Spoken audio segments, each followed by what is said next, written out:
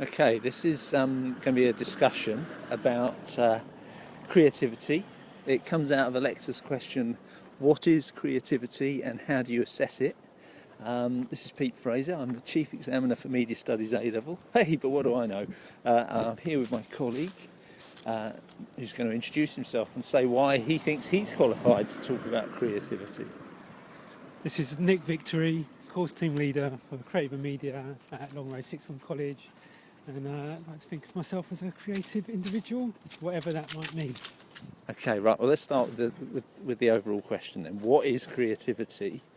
And second part of the question is how do you assess it? What is creativity? What was my idea the other day about what is creativity? Creativity is something about taking the available material and combining those available elements in new ways. So it's something about kind of adding to the repertoire of what is possible, but must come from what is already available and finding new combinations of those elements. So, you know, that was that ridiculous thing they always say about, there's only so many notes on a piano. No musician's ever going to make and, discover some new note. It's about the different combinations. That's a kind of that's a terrible analogy, Pete, but it's something about that. So taking what's there and just using it in new ways. Because otherwise, creativity is about generating something from nothing, right? And that's a kind of paralysing impossibility, right? That's the kind of blank page syndrome. That's the kind of, tortured genius, coming up with something completely radical. This idea of the kind of, creativity is a kind of rupture. It's a new break. It's something completely unrecognisable. Whereas I think creativity is about it's about the shock of recognising the familiar in something completely strange. Yeah, maybe is that what I mean? Or maybe I mean the other way around. But it's something to do with seeing things that you thought you knew and seeing them differently, or seeing something completely different and recognising in it something familiar. Maybe one of those is better than the other, I don't know. Okay, I think those are quite useful as sort of working definitions. The reason we're slightly out of breath here is that we're walking. So excited. It's not our excitement, we were having a meeting and we ran out of time, so we are walking into the centre of Cambridge and we're walking through rather a lot of leaves if you hit them crunching occasionally. What about the second part of the question, how do you assess it?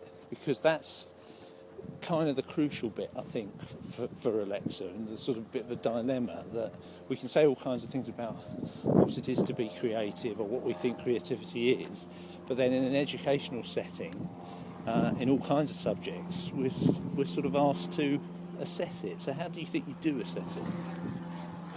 So there's a plane going over now. Well, my first thing would be why do we need to assess the creativity? And then so you make the point, it's in the kind of specs, it's in the mark schemes, but actually, is that really what's being asked?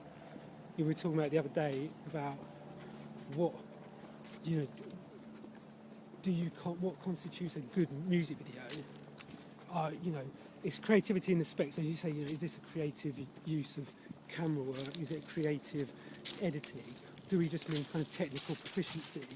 Do we mean something that we find interesting, as opposed to something, what's the difference between saying this is a really technically proficient but kind of quite pedestrian video, or saying this is a kind of really creative video, and are there issues though with camera work or with the framing? It's an odd one, isn't it? Because who you're assessing creativity for? I just think it's assumed that it's fine. It's there in the spec. We're asked to assess it.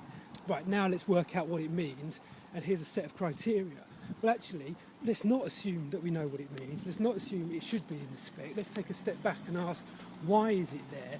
what are we actually looking at? Okay. Well, I can try and answer that one. I think one of the reasons it's not, interestingly, if you look at the wording, it doesn't say there are X marks for creativity. It says candidates will be assessed on their creative use of the following, which includes camera work, editing, and so on. So it's there very much to avoid the problem of people of students simply producing things to the criteria that says they can hold a camera steady, they can edit shots at an even pace, etc., which is likely to lead to some extremely dull work as people just kind of jump through the motions. It's like saying, you can write essays perfectly, but there's actually nothing of any interest in them. Yeah. I mean, does that help it at all, or does that? Because then you're saying things like, okay, what would let's have an example. What would be a proficient? The candidate is able to edit to an even pace, right? So that's assuming that that there's something kind of measured about the way they've put together this sequence and cut this footage, right? What would be a creative use of editing? They've got kind of some sort of interesting jump cuts that make you think about relationships between shots in a different way. Some kind of moody montage where things are kind of creating these kind of interesting kind of collages on the screen. Right? Well, do you think? In what sense is that? I can begin to see a distinction between you saying candidates must be able to use. I think there's a difference between candidates must be able to use the equipment creatively, right?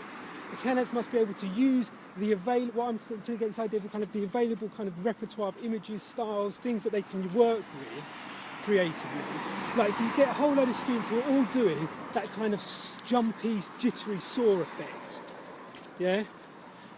And right, so you can do that kind of quite, actually to be able to do that in Final Cut involves you being quite proficient using the pen tool and creating layers and cutting things up, staggering the opacity so that you create these kind of things, so it creates this kind of jumpy sort of kind of edgy look.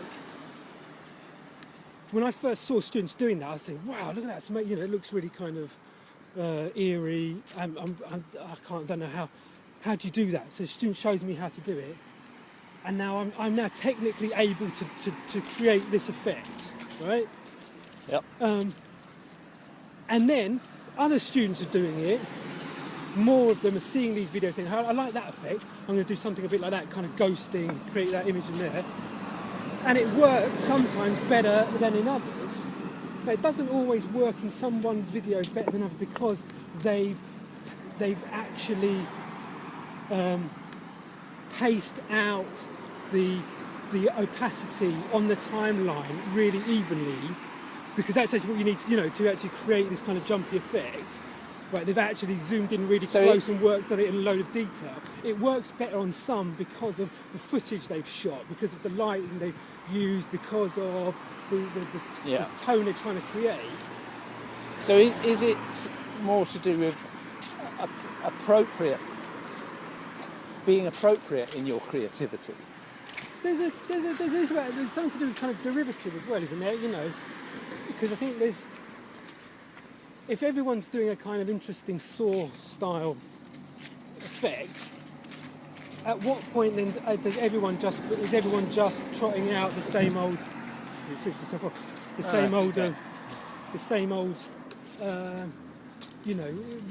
comes just like stereotypes, isn't it? It's just, how many videos do you see where it's, for Thriller? Yeah. How many empty swings do you need to see? Now, you can set up a perfectly framed empty swing, yeah? Yeah. But it's still a cliched image for, lost innocence, trouble, child in peril, any of these things, loneliness, not, But it's in Con Air.